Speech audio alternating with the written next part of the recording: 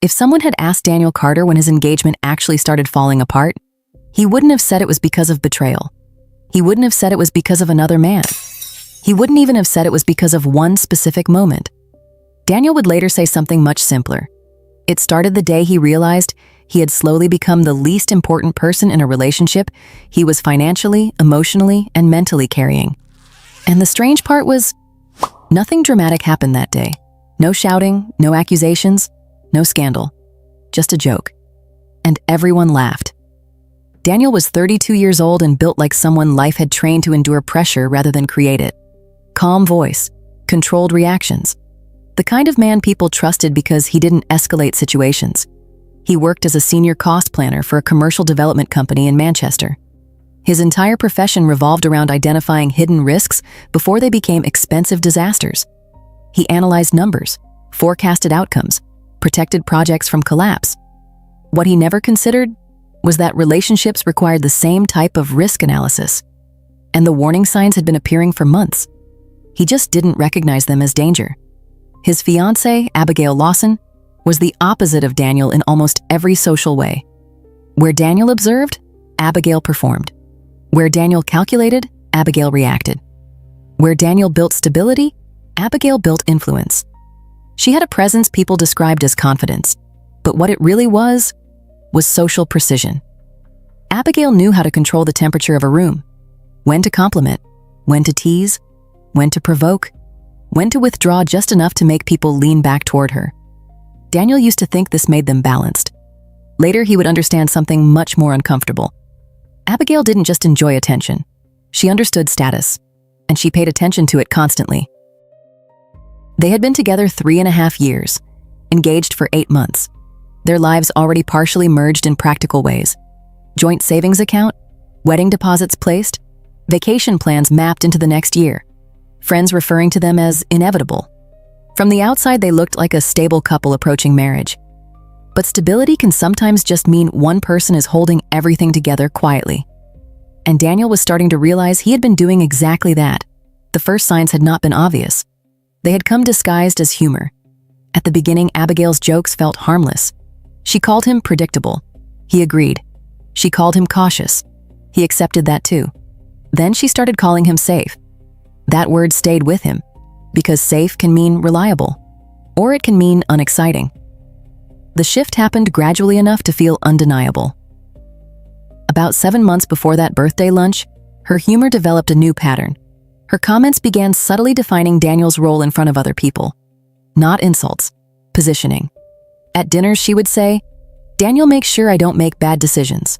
Or, "Daniel is the adult between us." People smiled approvingly. Daniel smiled too, because it sounded like trust. But gradually, she refined it further. Daniel doesn't really take risks. Daniel likes control. Daniel plans everything. Daniel would probably schedule spontaneity. People laughed. Daniel laughed too, because reacting would have made it awkward. And Daniel avoided unnecessary conflict. What he didn't realize was something important. Every time he stayed silent, Abigail learned something: how far she could go, and how safely she could do it. 3 months before everything shifted, Daniel noticed something else. Abigail's relationship with her phone had changed. Not dramatically, just enough to register. More screen privacy, faster responses, occasional smiles she didn't explain, taking certain conversations into other rooms. Daniel noticed. But Daniel believed accusations required evidence, and he didn't have evidence. So he did what he always did. He observed and waited. And slowly the pattern was forming. He just wasn't ready to interpret it yet. On Saturday, everything changed normally. They were driving to her parents' house for her mother's birthday lunch. Daniel driving, Abigail messaging someone. Nothing unusual, except something about her expression felt different. Not casual scrolling, focused engagement. She smiled at her screen more than once. Not at something, at someone.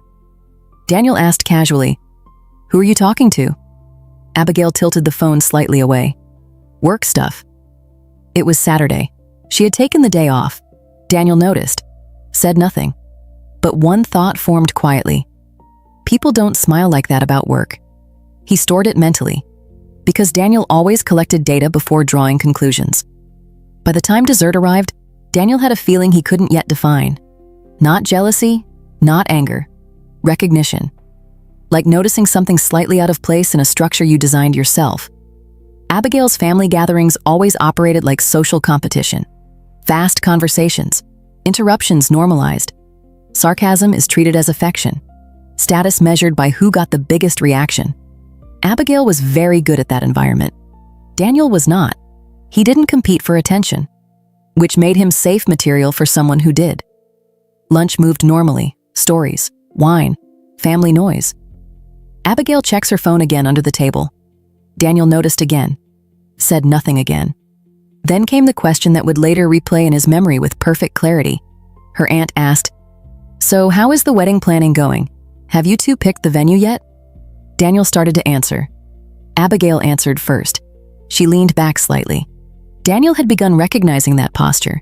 It meant she was about to perform. She gestured toward him lightly, like presenting a case example. Daniel is basically running the entire operation. Small laughter. He loves planning. More smiles. Daniel nodded politely. Then Abigail continued. "If weddings ran on spreadsheets," pause, "we'd probably have the next decade of our lives scheduled already." Laughter. Daniel smiled faintly. Still manageable. Still normal. Then she added one more line. The line that changed something internally. "Honestly, my only real responsibility is just showing up," pause, "and making sure he doesn't panic if something isn't perfectly organized." The table laughed louder, and in that exact moment, Daniel felt something shift. Not embarrassment, clarity. For the first time, he wasn't hearing humor. He was recognizing a pattern, public positioning. And then Abigail made one final mistake. She looked directly at him, not warmly, not playfully, evaluating, like she was checking whether he would accept the role again. And something very small but very important happened inside Daniel Carter. For the first time, he didn't automatically smile. What nobody at that table understood yet was that Daniel had just reached a quiet threshold. And when a patient man finally reaches his limit, the change usually happens silently first. What happens after that is rarely quiet. And that was the exact moment Daniel Carter decided he was done being the easiest person in the room to underestimate. For most of the afternoon, Daniel had done what he always did. Observed, measured, waited. But what happened next forced him to do something he almost never did. React.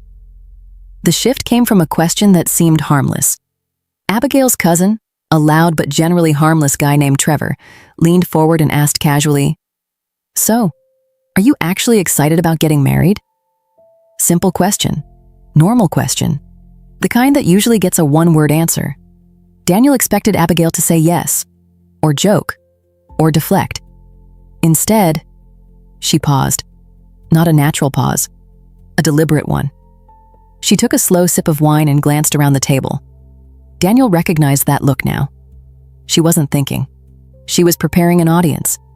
And then she said something that changed the emotional temperature of the entire room. "Honestly?" Another small pause. "If this doesn't work out, I think I'd move on pretty quickly." A few uncertain laughs appeared. The kind people use when they aren't sure if they're still inside a joke. Daniel didn't laugh. Abigail looked directly at him. Not apologetic, not playful, sharp. Then she added, "But don't worry." Small smile. "I already know I have better options." The room went silent. Not dramatic silence, heavy silence. The kind where everyone suddenly becomes aware something real just happened. Her brother stopped mid-movement with his glass. Her father froze while pouring coffee. Even Trevor looked confused, like he expected a punchline that never came. Daniel looked at Abigail. She looked completely comfortable. Not defensive, not nervous, calm. Like she had just made a clever observation about the weather. Daniel asked one question, quietly. "What do you mean by that?" Abigail exhaled slightly, almost amused. "Daniel, relax." She smiled toward her mother. "This is what I mean. He always goes serious." A few forced laughs followed. Nobody was fully comfortable now. Daniel didn't smile this time. He asked again, clearer. "What do you mean?" Abigail rolled her eyes slightly. Not dramatically, just enough to signal she thought he was slow. I met someone recently.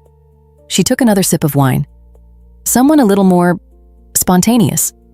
She said it casually, like she was recommending a new restaurant. Trevor tried to rescue the moment. All right, Abigail, that's enough. He laughed nervously. You're messing with him. But Abigail didn't correct it. Instead, she said something much worse. I'm just being honest. She shrugged slightly. People settle all the time. At least I admit it when I see an upgrade. That word changed everything. Upgrade. Daniel felt something inside him become very still. Not emotional, not reactive, clear. And in that moment, he noticed something important. Abigail wasn't embarrassed. She was energized. She kept scanning the table, watching reactions, measuring impact. Daniel recognized the behavior immediately. He had seen it before in corporate negotiations, people testing leverage. Her mother finally intervened quietly. Abigail, that's enough. But Abigail waved it off. Then she said the sentence Daniel would later remember word for word. Come on, Daniel, you can't honestly say you're surprised. She tilted her head slightly. You always knew I could do better if I wanted to. That was the moment the uncertainty Daniel had felt all afternoon finally disappeared. It wasn't confusing, it was clarity. This wasn't a mistake. This wasn't nervous humor. This was intentional humiliation. And she was enjoying it. Daniel stopped trying to correct her, stopped trying to explain, stopped trying to protect the situation. Instead, he did something very simple. He reached into his jacket pocket, not dramatically, not emotionally, calm. Inside was the small ring box he had carried automatically since their engagement party months earlier. He hadn't planned anything, no speech, no confrontation. But when Abigail said upgrade, his brain simplified the situation instantly. If someone publicly announces they have already found someone better, the relationship is already finished. The only question left is whether you acknowledge it immediately. Daniel placed the small box gently on the table. That got everyone's attention instantly. The atmosphere shifted again, this time toward uncertainty. Abigail frowned slightly, not hurt, confused, like the script had suddenly changed and she hadn't approved the rewrite. Daniel opened the box slowly. The room was quiet enough to hear cutlery touching plates. He removed the ring, still calm, still controlled. He didn't raise his voice, didn't insult her, didn't defend himself. He simply held his hand out toward her. Give it back. For the first time that afternoon, Abigail didn't have a prepared reaction. She stared at him, trying to decide if this was still part of the game. Daniel, stop being dramatic. He didn't move his hand. Give it back. Her confidence flickered, just slightly. You can't be serious. Daniel answered quietly. I am. The room stayed frozen. People watching something they suddenly realized wasn't a performance anymore. Abigail searched his face, probably looking for hesitation. There wasn't any. And that was the first moment she looked uncertain. Not because he was angry, because he wasn't. Daniel Carter wasn't reacting emotionally. He was making a decision. And that difference is what finally made her uncomfortable. Abigail laughed. But this time it wasn't the confident laugh Daniel was used to hearing. It was sharper, forced. The kind of laugh people use when they expect the room to restore their authority. Oh my God, Daniel, you're not actually serious. Daniel didn't raise his voice. I am. Simple, measured, final. If you've already found someone better, he continued calmly, then the ring clearly belongs back with me. That sentence changed her face immediately. The confident social smile disappeared. Something colder replaced it. You are seriously going to be this dramatic over a joke? Daniel shook his head slightly. It didn't sound like a joke. Small pause. And even if it was, humiliating your fiancé in front of your entire family isn't exactly a strong foundation for a marriage. Abigail crossed her arms. Classic defensive posture. But Daniel noticed something important now. She wasn't defending the relationship. She was defending her position. You're proving my point right now, she said. You can't even handle a little teasing. Daniel didn't react emotionally. He simply kept his hand extended. Give me the ring. No anger, no performance, just a boundary. The room was completely silent now. Nobody laughed, nobody moved. Daniel noticed something else. Abigail glanced around the table. Not at him, at everyone else, waiting, expecting someone to step in, to reset the dynamic, to restore her advantage. Nobody did. That was the first real crack. Her face began turning red slowly. Not just anger, embarrassment, loss of control. She muttered something under her breath Daniel didn't fully catch. But one word was clear. Pathetic. She still didn't remove the ring. Daniel repeated himself one final time. Still calm. Give me the ring back. That was the exact moment everything broke. Her smile disappeared completely. She stared at him like she was trying to calculate whether he was bluffing. He wasn't. And she knew it. Without another word, she grabbed the ring off her finger. The movement was fast, almost violent. For a split second, she looked at it. Then she threw it across the table. Not handed, thrown. It hit near Daniel's plate and slid toward him. The sound felt louder than it should have. Nobody spoke. Daniel picked it up calmly, closed the box. No speech, no reaction. That silence did something unexpected. It destabilized Abigail completely. Because Daniel wasn't fighting her. He wasn't defending himself. He wasn't trying to win. He was simply excited. And suddenly she wasn't controlling the scene anymore. Her chair pushed back hard as she stood. Are you actually serious right now?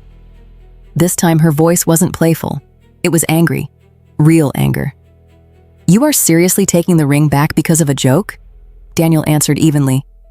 I'm taking it back because you just told everyone here you already have someone better. Abigail threw her hands up. Oh my God, you are so dramatic. Her brother tried quietly. Abby, maybe just calm down. She snapped instantly. Stay out of it.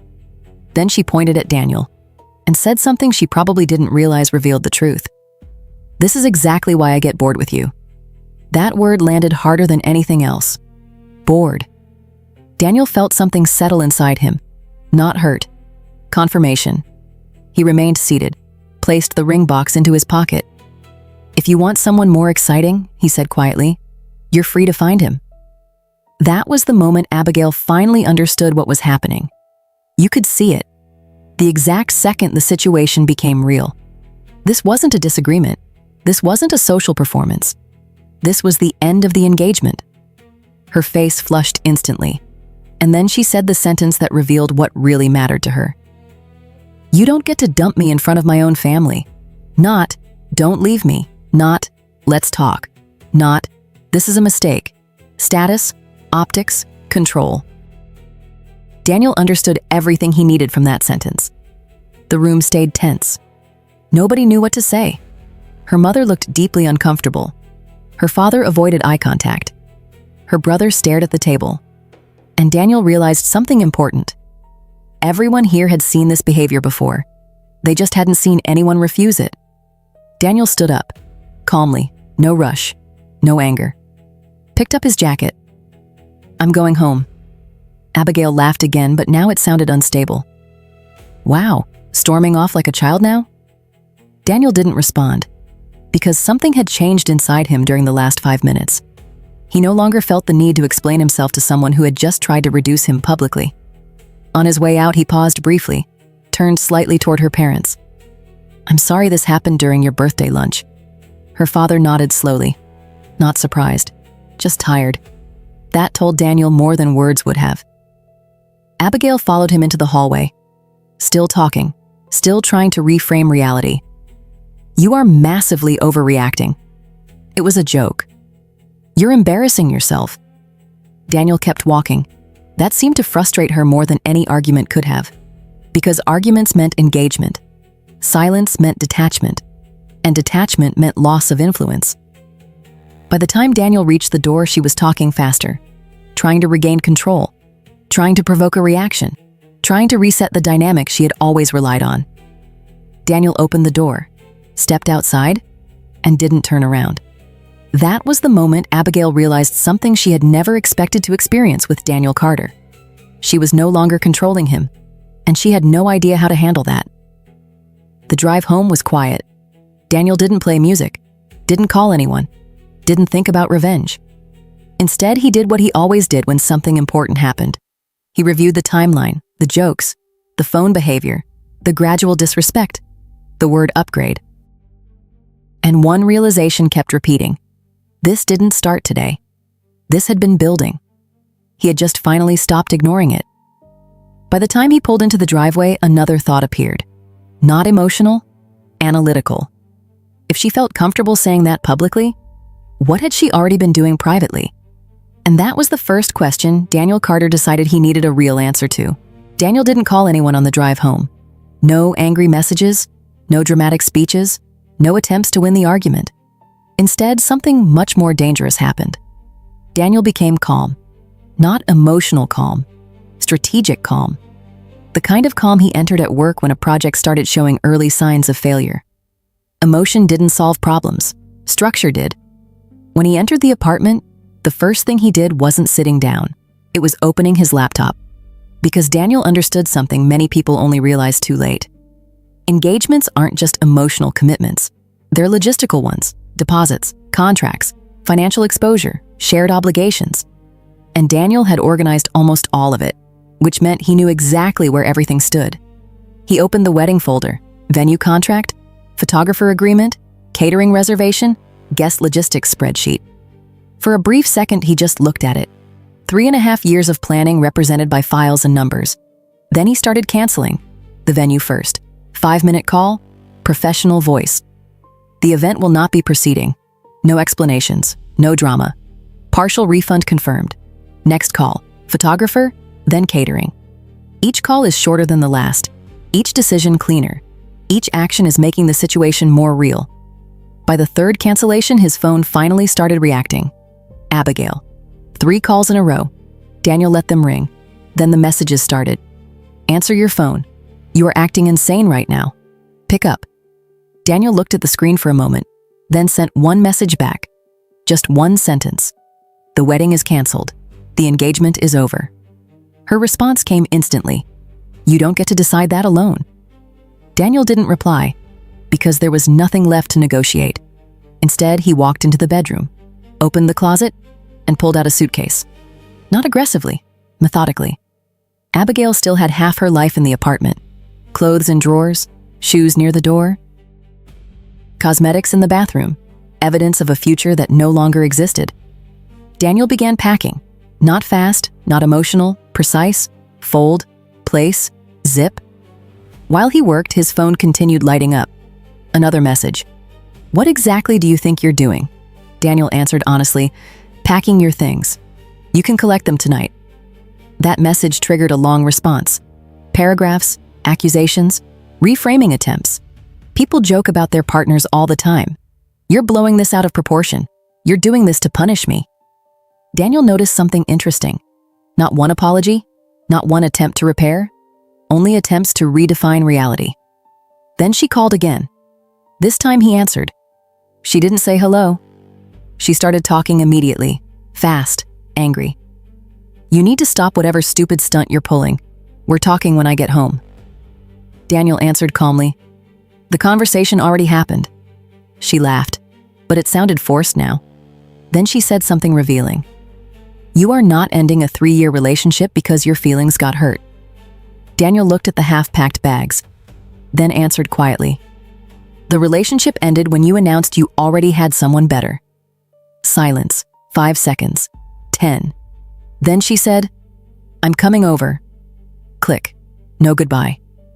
Daniel returned to packing. By the time he finished, something else had become clear. Abigail wasn't panicking because she lost Daniel. She was panicking because she lost control. 20 minutes later, he heard her car. Fast arrival. Hard braking. The knock came immediately, sharp, impatient. Daniel had already placed everything by the door. 2 suitcases, 1 travel bag. When he opened the door, Abigail walked in without waiting. Her face was flushed, eyes sharp. First sentence.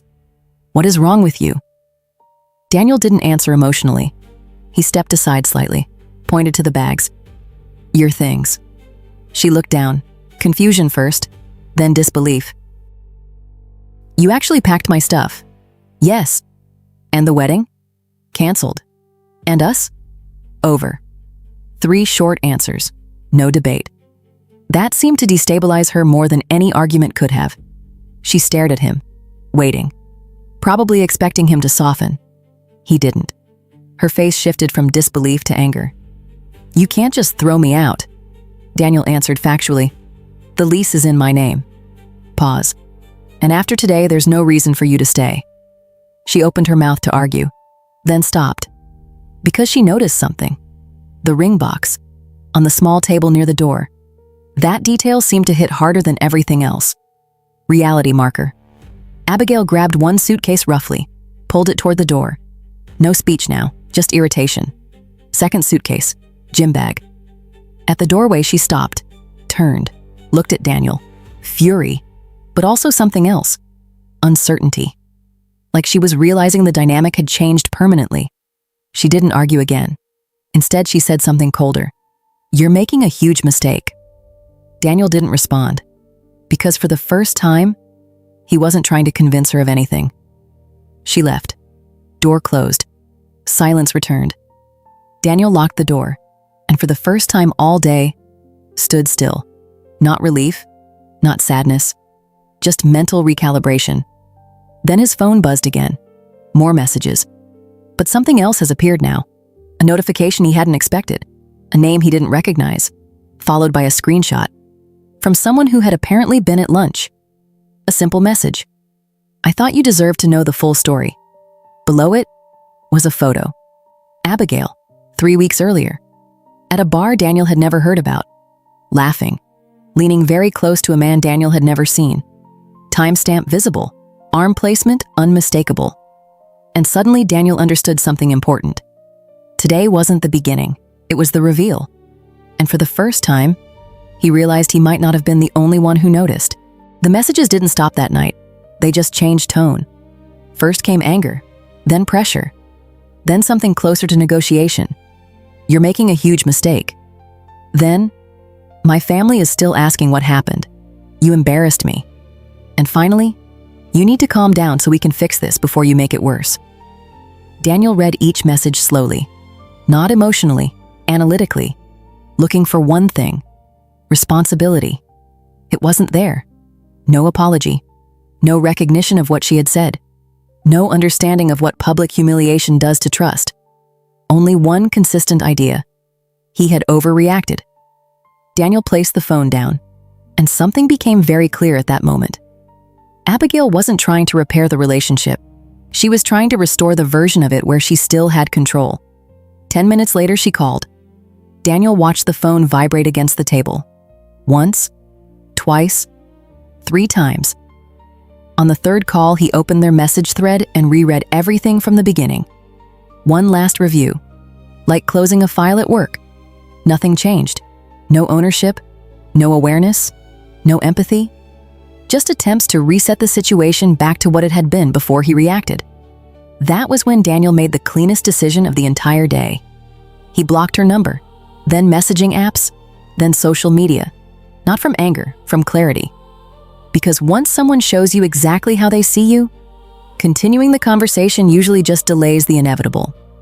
After that, something unexpected happened. Silence. Real silence. No buzzing, no notifications, no emotional static. For the first time that day, Daniel felt something close to mental space again. The next morning felt unfamiliar. Not painful, just different. Daniel woke early out of habit, made coffee, sat in a living room that suddenly felt larger than it had the day before. Abigail used to fill silence constantly. Videos playing, phone conversations, background noise that Daniel had stopped noticing months ago. Now there was only stillness. And what surprised him most was this. The quiet didn't feel empty. It felt honest. That morning he finished the final practical steps, canceled the last vendor, archived the planning files, closed shared accounts. Not emotionally, procedurally, like closing a completed chapter. Later that afternoon, Abigail's brother sent a short message. He said things had been uncomfortable after Daniel left the lunch. Abigail tried to frame the situation as Daniel losing control over a harmless joke. But according to him, most of the room had already understood what really happened. The moment she said she had someone better, everyone knew the engagement was already over, whether she meant it or not. He wasn't defending her. He just thought Daniel should know he wasn't the villain in that room. Daniel thanked him, That was the entire conversation. And that simplicity felt right. No sides, no drama, just facts. And then something else became clear in the weeks that followed. Daniel didn't spend much time thinking about Abigail anymore. He spent time understanding himself, why he had stayed quiet so long, why he ignored the early signs, why he believed patience alone could protect something that required mutual respect. And the answer he found wasn't painful. It was honest. He hadn't stayed because he was weak. He stayed because he was loyal. And loyalty, when given to the wrong person, often looks exactly like tolerance. What Daniel learned from the experience was something simple but permanent. Disrespect rarely destroys relationships in one moment. It erodes them quietly. One comment, one dismissal, one joke you are expected to accept, until one day you realize you have been slowly negotiating away your own dignity just to keep someone else comfortable. And once you see that clearly, you can't unsee it. Daniel didn't feel anger anymore. That part passed faster than he expected. What replaced it was something much more valuable: calm. Not the old calm that came from avoiding conflict, a different calm. The kind that comes when you stop trying to prove your worth to someone who already decided how they see you. Weeks later, the apartment didn't feel empty anymore. It felt ordered, predictable again, quiet in a way that felt earned. And Daniel realized something unexpected. The peace he felt wasn't because Abigail was gone. It was because he had finally stopped abandoning himself just to keep someone else. He didn't walk away because he stopped loving her. He walked away because he finally understood something more important than love. Respect has to be mutual, or it eventually becomes survival. And survival is not what relationships are supposed to feel like. Daniel Carter didn't win anything that day. He didn't get revenge. He didn't prove anything to anyone. He simply removed himself from a situation where he had slowly been asked to become smaller. And sometimes that is the most powerful decision a quiet person can make. Because calm people don't usually explode. They endure, they observe, they adjust, until one day something inside them becomes completely still. And when that happens, they don't argue, they don't beg, they don't try to convince anyone. They just stop choosing what hurts them. And the most dangerous mistake someone can make is assuming the person who stays calm will stay forever. Because quiet people don't leave loudly, they leave permanently. Daniel didn't lose his future that day. He lost an illusion. And sometimes losing an illusion is the closest thing there is to gaining freedom. Because the right person never asks you to compete for basic respect. And the wrong person always acts surprised when you stop trying. The last thing Daniel understood from everything that happened was something he wished someone had told him years earlier. You don't lose people who were right for you. You lose the time you spent trying to convince the wrong ones. And sometimes the real ending of a story isn't dramatic at all. Sometimes it looks like this: a quiet apartment, a clear mind, and a man who finally understands he is at peace with himself again.